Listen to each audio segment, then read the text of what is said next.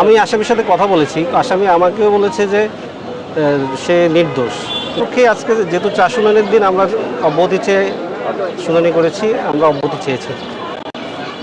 আপনাদের আর্গুমেন্টটা কি ছিল আপনাদের? মানে আমাদের আর্গুমেন্ট হলো যেহেতু এটা দর্শন মামলা এবং যেহেতু দর্শনের অভিযোগ আনা হয়েছে যে তার যে ডিএনএ টেস্ট, আসামির যে ভিকটিমের যে ভেজাইনাল সোয়াপের ভিতরে তো বীজের উপস্থিতি শনাক্ত হয়নি, এটা একটা গুরুত্বপূর্ণ বিষয়।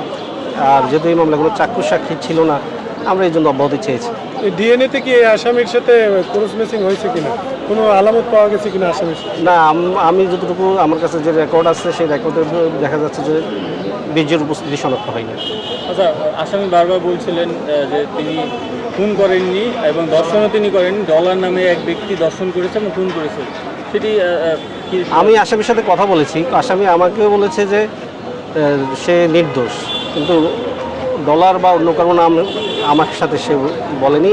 আমি জানি না এই বিষয়ে। সে যদি নির্দেশ হয়ে থাকে তাহলে রামিসাকে কে হত্যা করে? সেটা তো আসলে আদালতে বিচার বিশ্লেষণের পরে প্রমাণ হবে কে করেছে।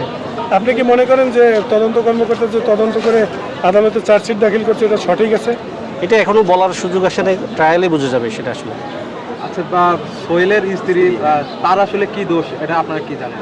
কতটুকু এই ঘটনার সাথে সোহেলের স্ত্রীর কতটুকু সংশ্লিষ্টতা আছে বলে আপনারা, বা আসলে তিনি নির্দোষ কিনা, এটা যদি আমাদেরকে বলেন। আমি তো মনে করি সোহেলের স্ত্রী আসলে তার হাজব্যান্ডকে বাঁচাতে যেয়ে হয়তো এই মামলা ভিক্টিমাইজ হয়ে গেছে।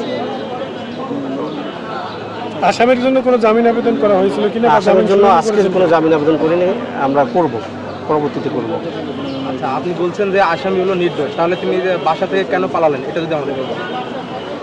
আসামি নির্দোষ হলে বাসা থেকে কেন গ্রিল কেটে পালালেন? আসলে এটা একটা যে প্রশ্ন করলেন আপনি, এটা এই মানে আমি কিভাবে বলবো সে কেন পালাইছে, সেটা তো আসলে সাক্ষ্য প্রমাণের বিষয়। এটা আসামি নির্দোষ বলছে, আমি আসামির পক্ষে, আসামি যে সাক্ষ্য প্রমাণ দেবে সেটা বিচার আমি আদালতে সেটা প্রমাণ করার চেষ্টা করব।